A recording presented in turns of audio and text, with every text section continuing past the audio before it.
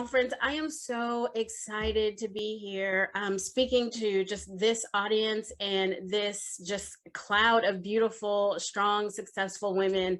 I am Paquetia Goodwin. I am a certified professional career development coach.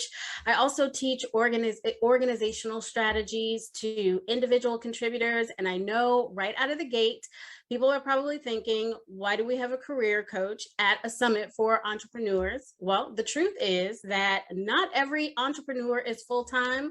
Some of us are still leveraging the information that we're learning in our corporate spaces so that we can launch into our personal spaces and be great.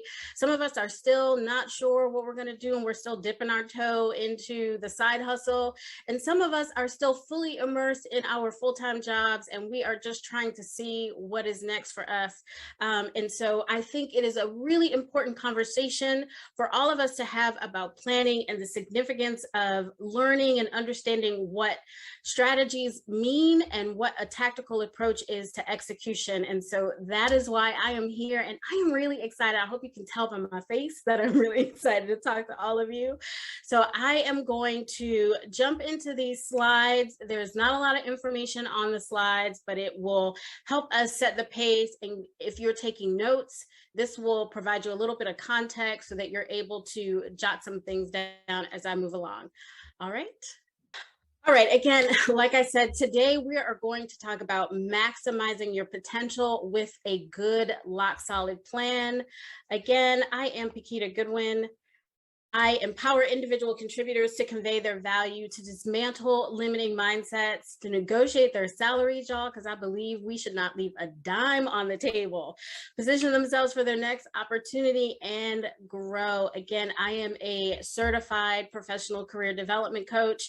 I am also a technical project manager and a certified Scrum Master. So a lot of what I will be talking about today will relate back to a lot of my formal training and a lot of my corporate work.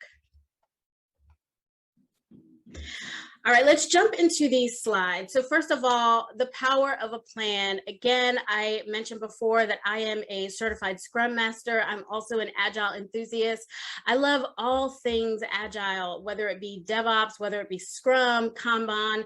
The reason that I love these approaches so much is because of the concept of continuous improvement. One of the great things about continuous improvement is it allows you to learn as you go.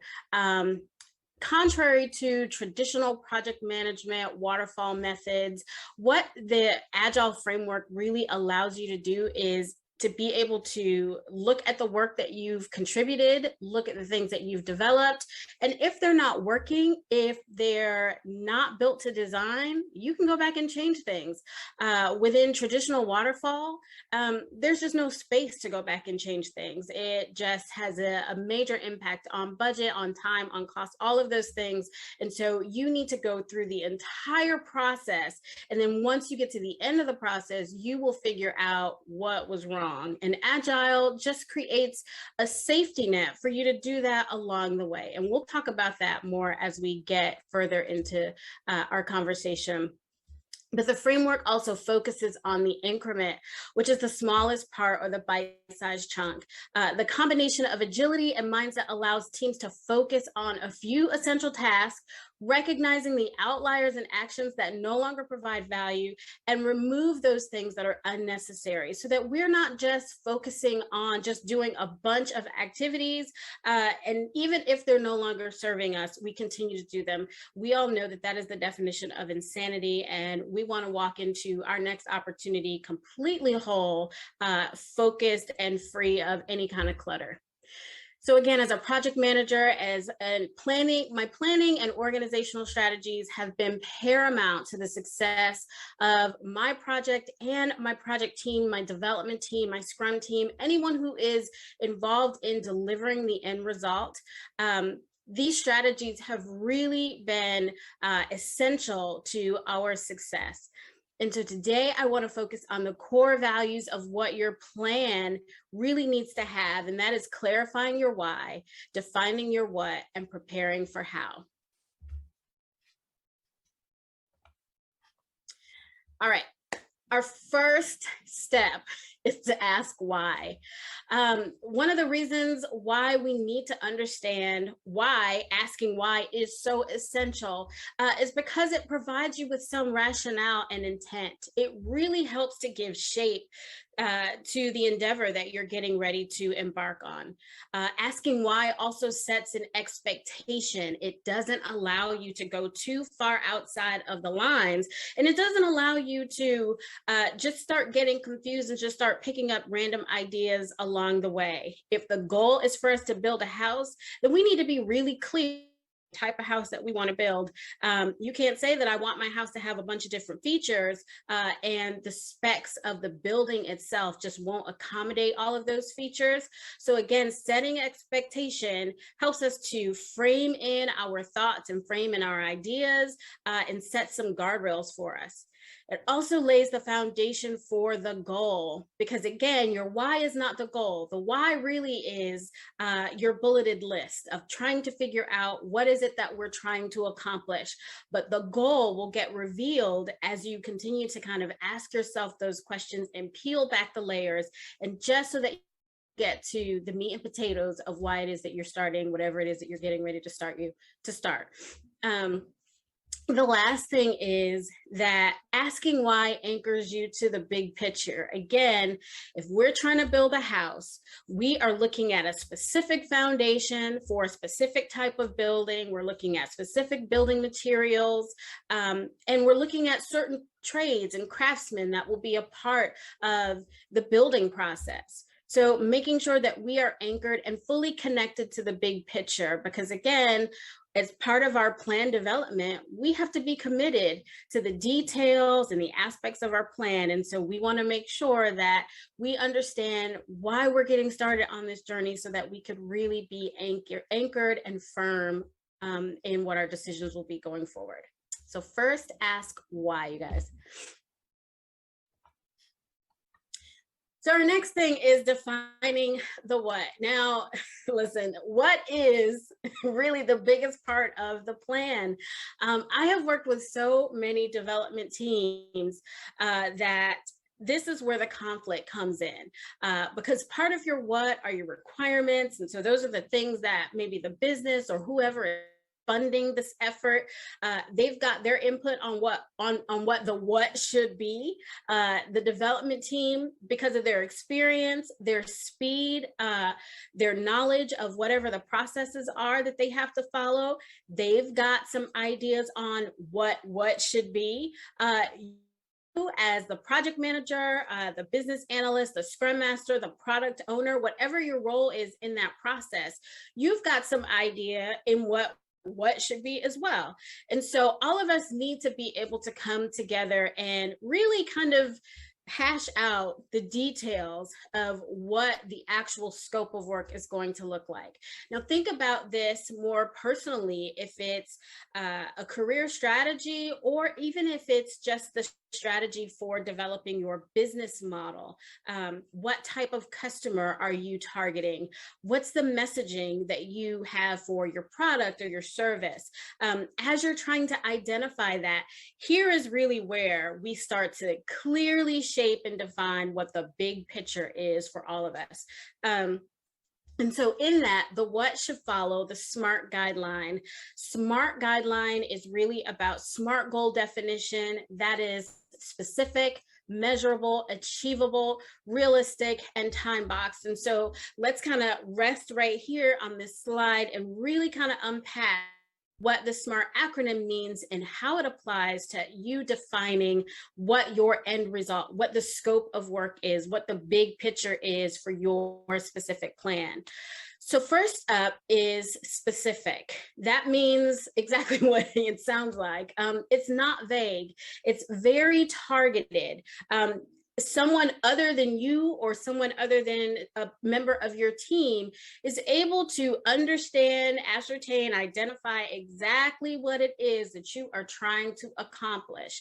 So a great example I like to use is something that's probably familiar to most of us. It's our weight loss and fitness goals. Instead of saying, I want to lose weight, that is not specific, but saying I want to lose 15 pounds dot, dot, dot. That is a specific part of your weight loss goal. It needs to, again, it just needs to make sense to people outside of your head, right? Most of the time we are thinking through kind of our plan metrics and our plan definitions. If it's in our head and we're not able to really explain it to anybody else, it's not going to be a great goal. It's certainly not going to be targeted. It's going to be hard to measure it. You cannot time box it. It needs to make sense. It needs to be crystal clear. All right, the next one is measurable. Again, once you have defined a specific part of the goal, how do you measure success? So again, going back to our weight loss example, I want to lose 15 pounds by March 15th, 2022.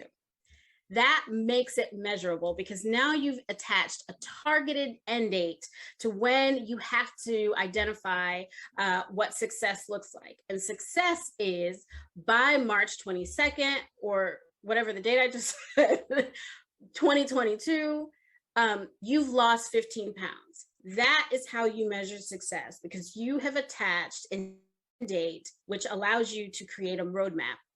The next one is achievable. Can you realistically lose 15 pounds post the holiday season at the end of the first quarter?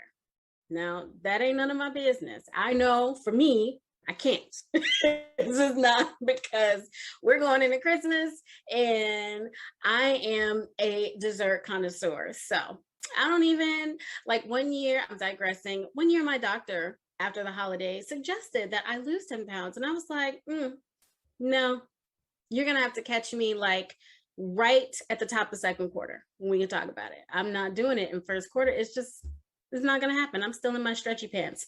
Anyway, but can you do it? Can you actually achieve or accomplish the goal that you set out? The very specific goal that you've attached a measurement to, can you do what you said that you would do? Is it realistic? Again, achievable and a goal being realistic are married to each other. Is this realistic for all of the conditions that will be created as a result of you trying to attempt this goal by this particular date? And so the goals being realistic and your ability to accomplish them, those also will touch other areas that have nothing to do with the goal. Your time. Do you actually have the time to hire a trainer?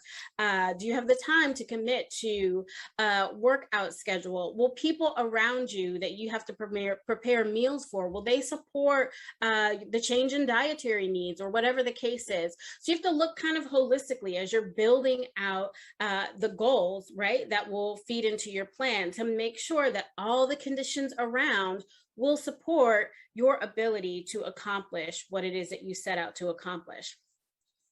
The next one is the time box. Again, let's going back to it being measurable. The time box says all of the tasks that you've laid out in front of you, can you complete all of the tasks as defined by the date that you have said that you needed to be able to measure success? So think about, again, our weight loss goal.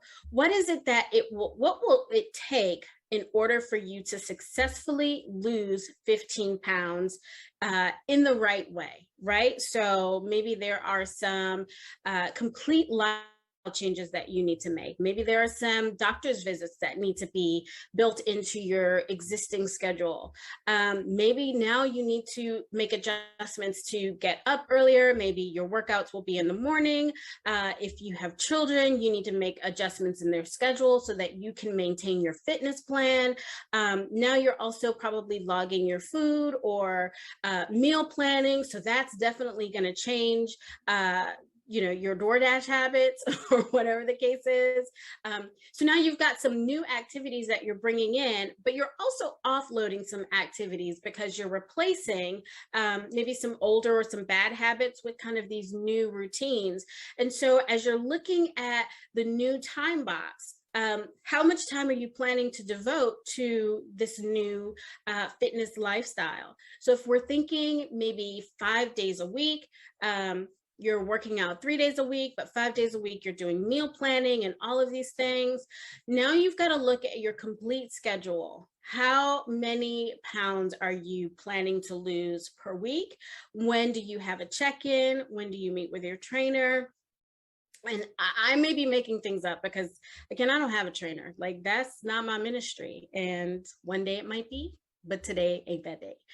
But if those are some of the things that would be brought into a fitness plan, what does that look like? Whatever the trainer's schedule is, if he's got open times and you don't have those times, or maybe you're going to a fitness class or something to that effect, think about how you're going to be able to make all of those adjustments to complete those tasks within that set time. The time box is nothing more than you being able to complete the task to get you to the next milestone within a certain amount of time, right? The time box. So again, the goals for your plan need to be specific. They need to be clear and concise and understood by someone other than you or someone other than your team. They need to be measurable. The goals in your plan, you need to be able to clearly see what success is and when success is reached based on a specific date. They need to be achievable or attainable. Can you actually do what it is that you said that you would be able to do? They also should be realistic. They need to make sense. Again, this marries with whether or not the goal is achievable. It needs to make sense. It needs to be something that you can actually do and you can complete as the task have been defined. And I keep saying as the task have been defined because you will need to build out exactly what this is supposed to look like to you. Sometimes we avoid planning because we really don't want to put the work in upfront to be able to see the results that we want to see. People just think that taking time to just write things out and plan them accordingly, it's just too much work because they already know that they're not going to commit to it. And that's fine. That's why we're talking about this today, because you'll see at the bottom of the screen, it says commitment ensures completion. I know that there is a popular saying, I've seen it on social media quite a bit, that says, don't change the goal, change the plan. Listen, the plan is the goal. The plan is the goal, y'all. The strategy, I love saying strategic planning because I'm a strategic planner, but at the end of the day, it's kind of redundant. It really just means I'm a planning planner, right? Strategy is the plan. Your strategy is the what part of your plan, the tactical aspects of that strategy. It's the how. How are you going to accomplish it? How are you going to execute? That's the doing. That's not where the commitment should be. The commitment really needs to be in the what, in the plan itself. Once you put your hand on the plow, don't look back. Don't I don't know if this was a good idea. Once you started down that path, we're on the journey. So you just have to keep walking forward. And listen, the aspects of the plan that need to change, again, I'm an agile enthusiast. Agility means to be flexible. And so once you start immersing yourself in the steps, in the plan, you will start to see parts of the plan that just don't work. It needs to change. Or maybe there are parts of the plan that you have to fall back on, or you need to delegate, or you need to bring in additional resources, or there are just parts of the plan that maybe you need to reschedule them because it's not realistic for you to do it right now. Thus, it's not achievable because you can't measure success by the date that you set because you just don't have the capacity to do it. All right. So again, defining the what to make sure that your effort is clear, defining the scope of work, and make sure that your what is following the SMART guideline. All right, let's move on to this next slide. This is where we will jump in to talk about preparing for how. This is really focusing on, again, that tactical approach, your execution or your delivery model in the details of your plan. This is really where my agile enthusiasm comes into play. I have it right here in bold. Agility is key. And the reason for that is simple. First of all, we need to focus on the increment. The increment is the smallest part. You may have heard a phrase that says, focus on the low-hanging fruit or the easy wins. That's the increment, the smallest thing. What is the least amount of work that you could do to get yourself started? I'm pausing so y'all can answer that question. What is the smallest activity that you can actually do to get yourself started down this path to get you closer to the goal? Because I don't want in all of this conversation for us to get lost and think that I am just simply talking about you planning for the sake of planning. Planning is about creating a goal, creating a model for yourself to actually get from one point in time to the next point in time. We execute a plan every day. We just don't know it. Maybe because it's not our plan that we're executing. Maybe it's the plan of somebody else. And that is a different conversation for another day. But if this is a plan that you know that you have to take, you have to put some stock and energy into it because, again, you've asked yourself why. Why is this a significant moment for me? Why is it time for me to make a transition or to do something different, to see myself in a different space or in a different opportunity, to see my business kind of moving further down the line, to see some changes for my family, to see some financial growth, just to get some mental clarity, to see myself in a place where I'm just at peace with whatever situation that I'm in, to just find myself happy. That just doesn't fall out of the sky. Sometimes you really have to be very intentional and purposeful about how you're going to see your life evolve and how you're going to see the things around you evolve. And so, again, agility is key. Your ability to be flexible and to make decisions, to maybe not make a decision. You have to be willing to do that. Focusing on the increment, the smallest thing that you can possibly do to start seeing those changes. What does that look like for you? This is all part of your tactical strategy or defining your how.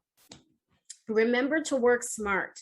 Remember the goals that we just set on the previous slide. Remember that they were specific. Remember the days or the months or the time that you put on your calendar to say that you wanted to see some changes. Remember, only do what you know that you can do. Don't bite off more than you can chew. My favorite phrase is, how do you eat an elephant? One bite at a time. And of course, nobody's trying to eat an elephant. I don't even think, like, do people eat elephants? I don't know. But listen, that's not the point. The elephant is just, it is a huge symbol of what we try to do, especially us as women. We try to carry the weight of the world on our shoulders all the time, as if that almost has become a badge of honor for us to become downtrodden and resilient. It's great to be resilient, but sometimes I just don't want to be resilient. Let me rest. Let me just rest. And so remember to work smart. If you can't achieve what it is that you set out to achieve, then guess what? You've taken on too much work. So you got to scale it back. What can I put off to the side so that I can reach my health goals? What area needs to be sacrificed so that I can take care of myself? Who do I need to tell no to? So, and listen, y'all, no is a complete sentence all by itself. You don't have to add nothing else to it. You owe nobody any additional information or additional descriptions or explanation or details unless you want to offer that information. So remember to work smart. If you do it, you can't do it. And you're not making any crazy adjustments so that you can try to accommodate things that do not add value and do not pour back into you. Part of the planning process is about being restored. It is about your own personal restoration. And I know that y'all thought that I was just going to come in here and give y'all a project management class 101, but no. Not at all. I want you to think about yourself kind of as a whole person, not kind of, completely as a whole person. You're not just a mom. You're not just a wife. You're not just an employee. You're not just a business owner. I heard someone, they were talking a couple of weeks ago, they were doing an interview and they said, keep in touch with your friends who knew you before you got married, before you had kids, before you got the big job, before you started bringing in all the money, because they know you as Kiki from the block, or they know you as Shay, or they know you as whatever. They knew you when you had no responsibilities, when you only thought about yourself and the kind of cereal you were going to eat in the morning for breakfast. They knew you back then when you didn't have all these extra cares in the world, where you didn't have to be resilient. You were just you. If you can't handle the work that's in your plan, if it's robbing you of being you, guess what? It shouldn't be in the plan. It's not fruitful. It's not adding to you. It's robbing you of precious moments and precious opportunities to live. And this entire conference, it's called Can I Hold Your Hand? For the simple fact that we no longer as women want to continue to socialize a narrative that we have to do it all. We don't have to do it all, y'all. We do not have to do it all. Remember when you were in elementary school and your fifth grade teacher, she was like 35 and she looked like she was like 80. Y'all, we don't want that testimony anymore. We do not want that testimony anymore. God's desire for us, that we are able to live an abundant life. And abundant living does not mean that we are carrying everybody's burdens, and walking around here, I'm resilient and I'm proud. No, boo, you need a nap. So if you cannot achieve what's in the goal, take it out of the plan. It doesn't belong there, okay? Keep only what has value. Y'all, I've already been talking about this. Only what has value. If it is not building you, if it's not restoring you, if it's not adding to your future, if it's not pushing you across the finish line or helping you be great or greater than the moment that you're already in, it no longer has value. Take it out of the plan. Or at worst case, demote it. Demote it from being the priority that you think that it is. Because listen, maybe taking care of that relative is a priority, but you have other relatives that can probably chip in. And so you can focus a little more time on your own family. Sometimes a lot of our traditions and belief systems, a lot of the thoughts that keep us bound in spaces that we don't belong in, they don't even belong to us, right? There's somebody else's thoughts, but we've taken ownership of those thoughts and we've allowed them to ground us indefinitely. Keep only what has value, only the things that are going to promote you to do good works, only the things that are going to inspire you, only the things that are going to help you to grow, to develop, to shine, to flourish. If those things are not part of your plan, or if they are part of your plan, remove them. It's your plan. It is your plan. Again, commit to what works. The things that will work for you sometimes will not work for everybody else. And let me tell you something. That's not your problem. You can feel free to allow yourself to have whatever experience that you need to have in this process. And if it doesn't work for other people, then they have just identified themselves as an obstacle. And so now you need to make decisions about how you handle obstacles. And we know how to handle obstacles. We'll talk about it in the plan. We'll talk about it as we keep moving forward. But make sure that you are only committing to the things that work. Again, if it's adding value, if it's helping you get closer to the goal, then yes, you want to keep it. You want to make space for it. You want to make time for it. It's okay to sacrifice other things to make sure that you can continue to do more of what works. And then the last thing for preparing for our how is to give yourself permission to trust your own judgment and your own experience. Y'all, I don't know how many times I have said this to a client that I've worked with, or just to a fellow coworker who feels like, people don't acknowledge that she knows enough about the space that she's in to be able to make certain decisions. You've had enough experiences to know that you just don't like bitter things, right? You've had enough experiences to know that if you touch a hot pot, you might get burned. You don't have to sit and wait around for somebody else to tell you, that's on fire and you should probably not go in that direction. You know that heat is hot.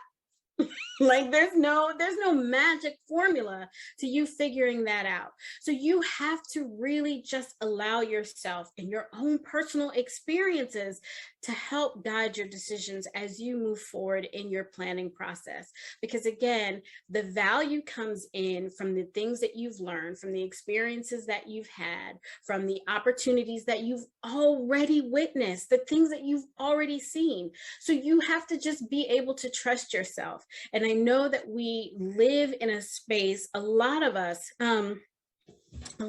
live in a space where we feel as women that we need to be validated. Either we are literally validated by someone else, or they have to say that they like our work, or they have to co-sign something that we're involved in order for it to be great. Listen, sometimes you are just going to have to walk all by yourself. And it's not even that you're walking by yourself because no one else thought that there was enough value or worth in the journey that you were taking. Sometimes people are just afraid to be judged for doing something different. Like sometimes free thinking is just such a random anomaly that people just don't want to be involved.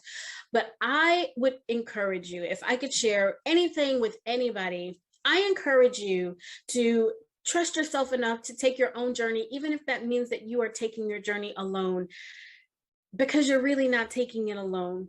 You're just walking out a path so that when I come up behind you, I don't have to chop down trees, or I don't have to pave my own road. You've already done that for me because you were committed enough to your own value, to your own path, to your own process that you were involved in to create a path for me. So it makes it easier for me and young women and girls and our daughters to come up behind us. So I encourage you, don't let the lack of affirmation from external voices keep you from moving forward. You have to believe that you already have the power and the authority to do exactly what you need to do to take you where you need to go. If you remember nothing else today, remember this: everything that a tree needs to become a tree, it's already in the seed.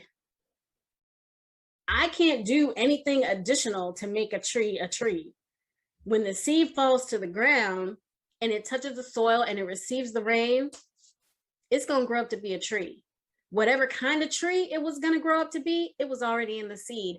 Nothing about what I could say to the seed was going to make it into a motorcycle. It's going to be a tree. So be the tree that you're supposed to be. Bars. I'm just messing with y'all. Okay, let's go to this next slide. All right. Inspect what you expect. Where is the Hammond B3 organ when I need it? I will say that one more time. Inspect what you expect. That means take a moment to make sure that you are still on the right path. In Agile, in Scrum, in Kanban, we call this the retrospective. So the retrospective happens at the end of every time box. So this is really like milestone planning and road mapping. So again, if your date to lose the weight that you've already said for yourself is at the end of the first quarter of next then you need to have some checkpoints along the way so that you can inspect what you expect. That means that let me make sure that I check my measurements. Let me check my weight so that I can make sure that I am trending towards the 15 pounds. Let me try on those jeans from last summer that I can't fit anymore. Let me make sure, can I pull them up over my thigh? Whatever that is, inspect what you expect. Review your work. Review your pace, review your capacity. But the most important part of this introspection is to celebrate your wins. Like, I just feel like pausing right there. Here's why. Because how often have you found yourself doing something really, really well and then trying to take the modest approach? The team, we all did it. It was just a collective effort, Listen, it's not always the team. Sometimes it's really you. Sometimes it is your brilliance and you choose to dim your light for the sake of not making other people feel bad. And listen, that is a noble characteristic. And I have done it all the time. And I am a people builder. So I understand the importance of making sure that the collective feels like we are all coming up together. However, there are also those opportunities when celebrating your wins is an individual act of kindness. You need to acknowledge the things that you do well, and you need to make a space for yourself to celebrate that. As an entrepreneur, my business coach told me, create a win wall for yourself. So anytime you make a sale, anytime you book a call, no matter how big or how small, put that on the win wall. You may not think that it is significant today, but those things start to add up over time. And so you want to be able to see your growth. You want to be able to celebrate the light that you've been able to experience with other people. You want to be able to learn from the opportunities from the last time that you were the greatest, right? We have these moments. Every step is a new milestone, but then it's the last best thing that we've ever done. So that's really what the new measurement becomes for us. So the last greatest thing that you did is really where you need to start from. We shouldn't be going back to the beginning. And I know a lot of us will reset the clock all the time. Why do we do that? Why are we doing that? You are making the road a lot longer for yourself, because you always think that you start from the beginning. Even if the venture is new, you think you have to start from the beginning. Y'all, that you don't have to do that. You do not have to start from the beginning. Keep pushing forward. Celebrate your wins. All right. Okay. So I am going to run back the clock really quick just to make sure that you have captured all of this information. Again, start your plan by asking why. Why are we starting down this path? Why are we embarking on this new, whatever it is that we're doing? Why is it important for us to do it now? Why do we need to make sure this works? The next thing that you want to do is define your what.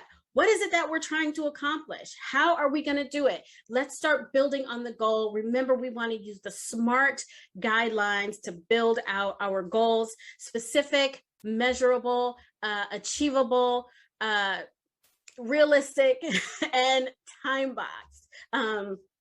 And then we want to figure out how are we planning to execute? What's our delivery approach? How are we actually going to get this done? And then at the end of all of that, we want to take some time and reflect. What's working? Do we need to keep stuff? Do we need to reschedule stuff? Have we taken on too much work? Do we need to put some things on the shelf and revisit them later? But more important than any of this, your plan will reveal the things that you've accomplished and the areas that you shine and how you've been successful. So you need to take an opportunity and celebrate your wins. Remember, you have value, you have purpose, and make sure that you are celebrating your wins and taking care of yourself. I had so much fun talking to you today, you guys. So enjoy the rest of the conference, and we will talk to you soon.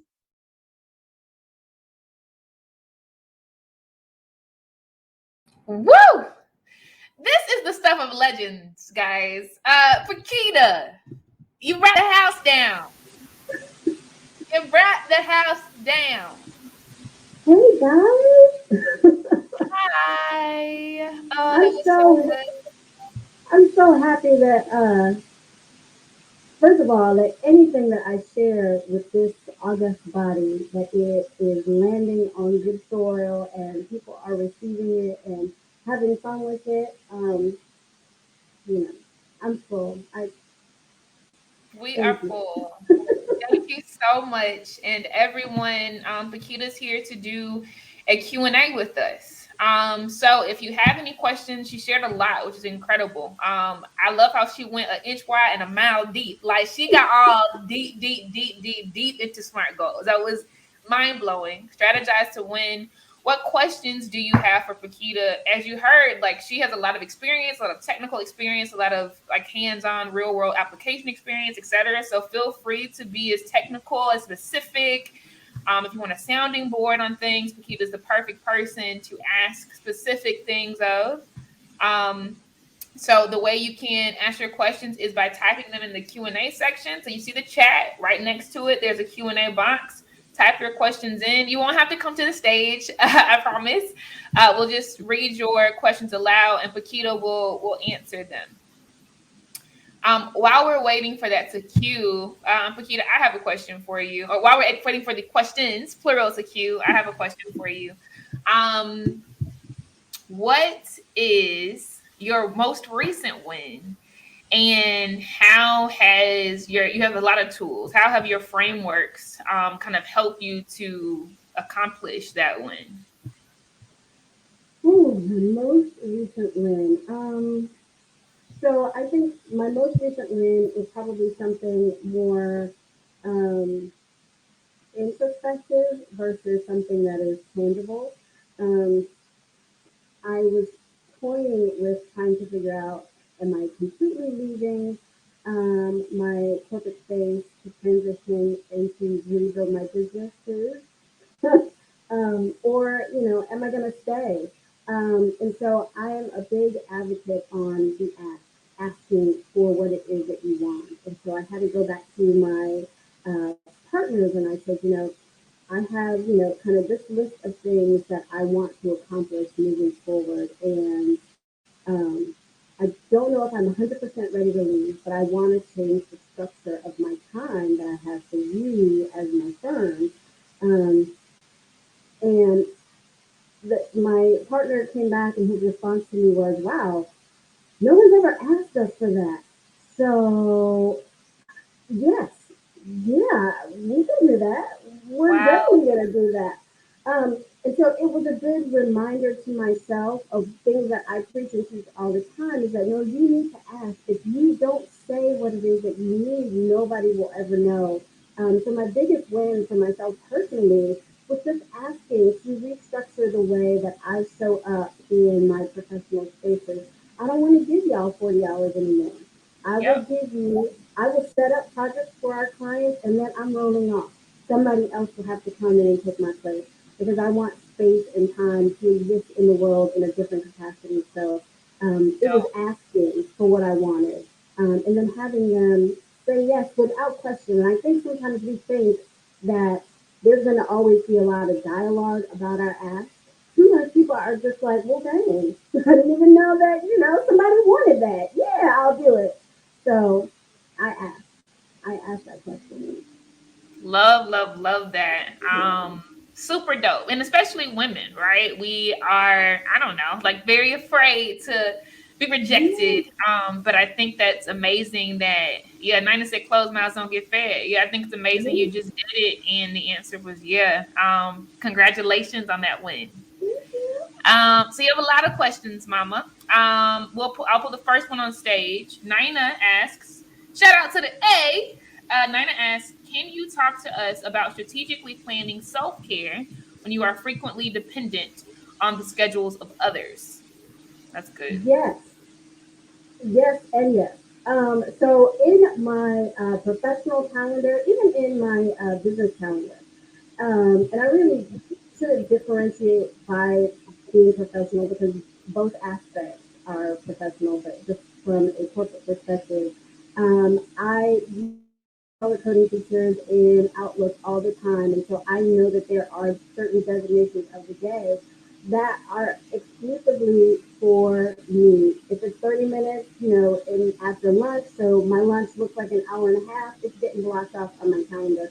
And I don't even allow managers or directors to conflict with that time. If they ask me, hey, are you available? Can you move this? No, I can't move this, but I can, move something else to accommodate you.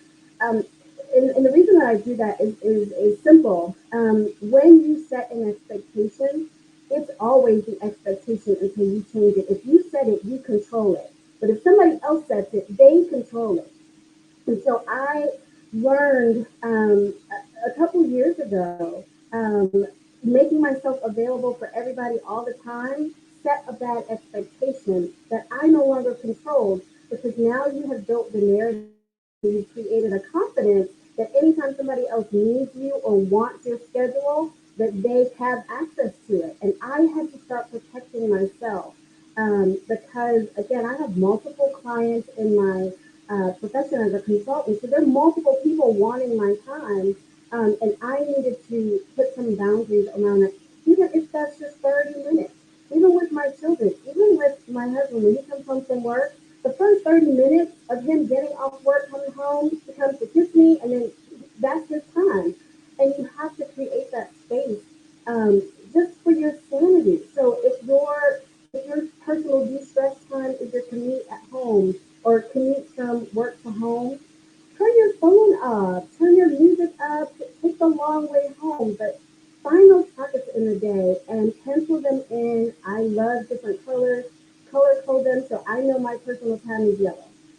So if it's yellow on my calendar, no, you can't talk to me. Oh, that's dope, Akita. And I love that you are sharing what you do, because if I said certain things, someone that's a mother might say, "Well, I have kids," but you just said my husband, my kids, my boss, my partners. Like, incredible, incredible, incredible, and they still respected you enough and valued you enough to say, "Oh yeah, you want to work less hours?" Yes, right. It didn't diminish your Yeah. value at all, right? And so, and let Right. me put a pin in that. Full transparency, because I believe in salary transparency, especially among Black women. I'm a high six-figure earner. I make $152,000 a year. My salary is not changing. Just my time. Dope, Just my time dope. is changing. You have to build currency for yourself. You have Yep, to be in a position to show up constantly, all the time, advocating for yourself. The same way your white male, not your white female, your white male counterparts do. Take notes at what they're doing, and then you follow suit. I treat yep. myself as a company when I show up to work. Build currency for yourself, and they have to respect you, because that is, again, the expectation that you own. They have to follow suit. Beautiful. And this is thought leadership, right? Salary transparency is what Paquita just called it. We do not need to have permission to share our salaries. Like, y'all, I can't say that enough. Like, stop saying, I get it, I empathize, I understand. But Mhm. empower each other by just saying, yeah, I make $152,000 a year. And then Right, somebody else is empowered to do something with that information, right? right. I love it. I love it. That's thought leadership, salary transparency. Keep that going, y'all. Keep that same energy. Okay, next question is coming from Samara. Samara asks, "Do you have favorite apps for planning and keeping track of milestones? My audio is fidgety, so apologies if this was covered." It's all good. So I try to keep it simple. I know there are a number of different tools out there, that you can use. I use my Outlook calendar. I also use my weekly top 10, which is in my strategy journal. I only plan 10 priorities for the week. My planning day starts on Sunday. I have a 5-day planning week. I do not ascribe to the mentality or the thought process of planning your day, and then you're trying to top heavy your day with like 55 like who can do that? 5 things or 10 things a week, 2 things a day at best, if I get to those two. But this gives me space, this gives me freedom, and this gives me grace to be able to do what I need to do over the course of the week. And then there's no pressure. Like, I don't want to live my life with the pressure of completing tasks. So I have my weekly top 10.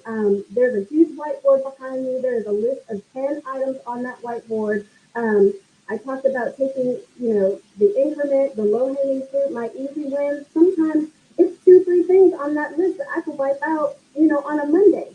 And then the rest of those things that I need to accomplish, I have the remaining 4 days in my planning week.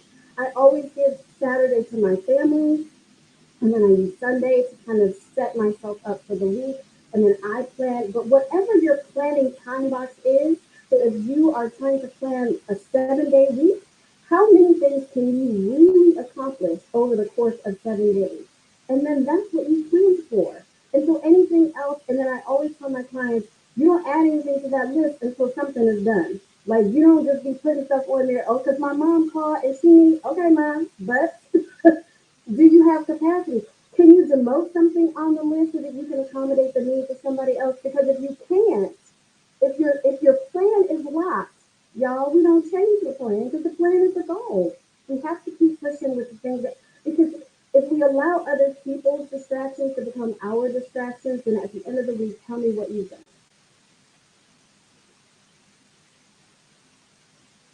So That's good.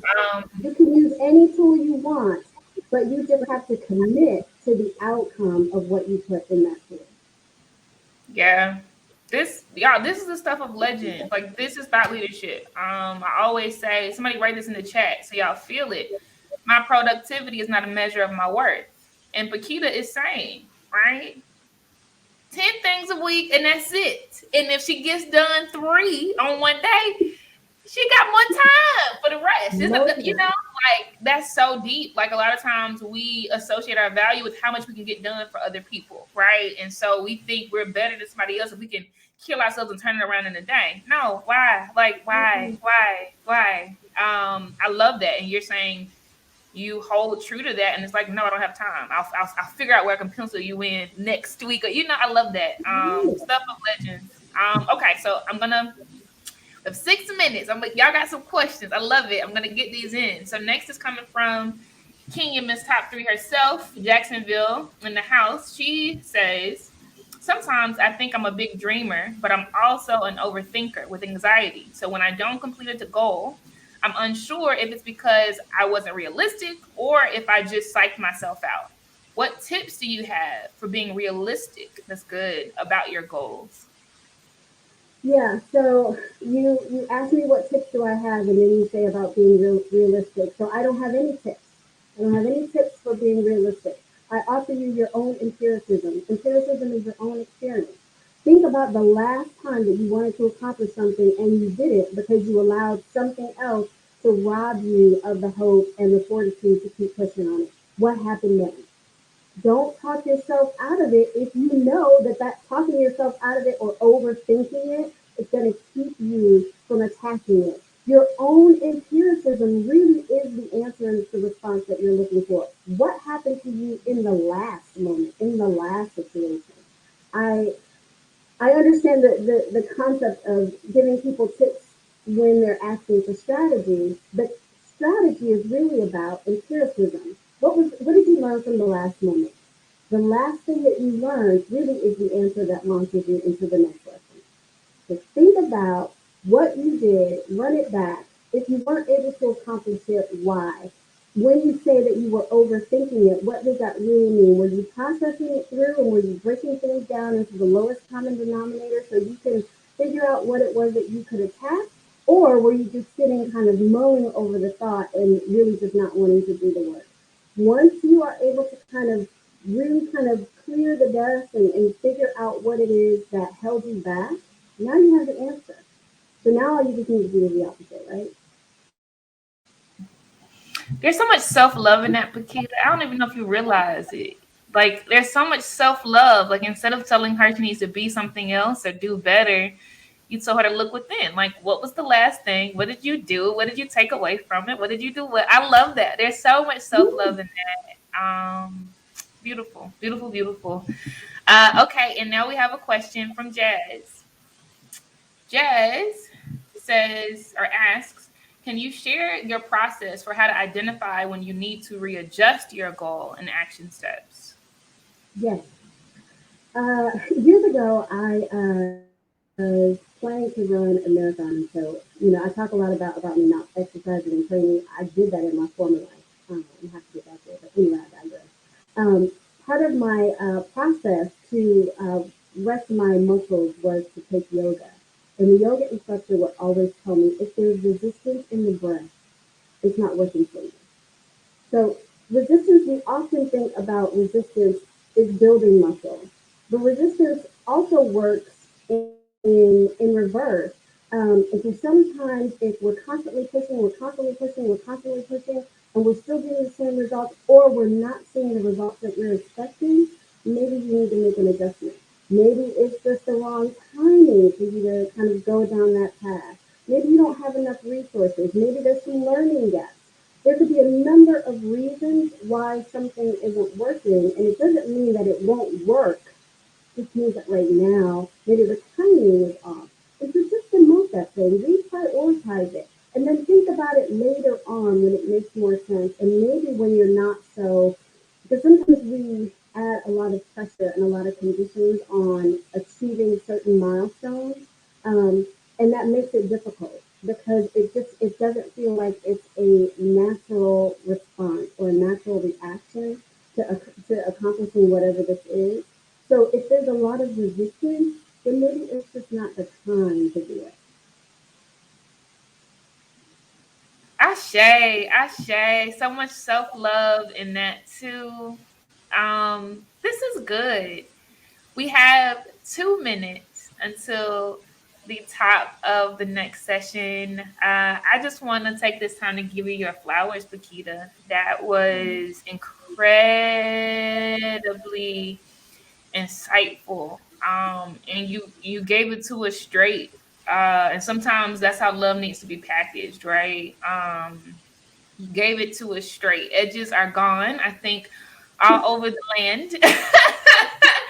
I can see from the questions as well, right, that you're giving people a lot to think about and they're open, right? Like people are wanting to improve and get better. You have flowers, literal flowers in the chat. So thank you. Thank you for showing up for us. Thank you for teaching us.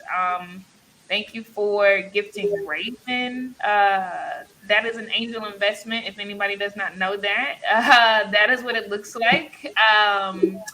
So yeah, we're just so grateful for you and we love you for real, Paquita. Thank you so much. I love y'all. Thank you so much, ladies. All right. All right, y'all. We're at the 30-minute mark, so we're gonna head over to the next session. This is a TED Talk, and it is entitled Reclaim Your Time, Sis. Reclaim Your Time, Sis. This is coming from Taylor Drew, the systems guru. All right. I'll see y'all over there. Love and light. Bye.